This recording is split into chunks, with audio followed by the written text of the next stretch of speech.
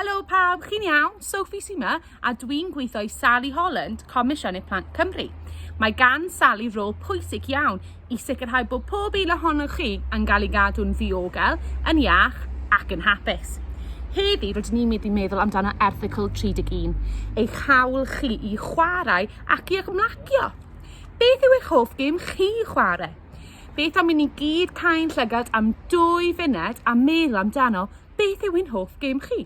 Ydych chi'n gallu stopo'r fideo am 2 eiliad os ydych chi eisiau. Reit de, ydy pawb wedi meddwl, beth yw eich hoff gêm chi? Pam? Ydych chi'n hoffi chwarae mas tu fas, mewn tu fewn, gyda tegan, falle gyda rhyw fath o dechnoleg, neu gyda ffrind neu brawd neu chwaer?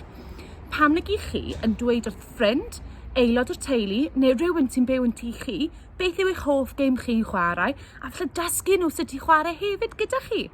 Efallai gallai nhw hefyd dysgu chi beth yw eich hoff gêm nhw. A gallech chi gael diwrnod llawn hwyl a sbri yn chwarae ac yn mwynhau Erthygl 31.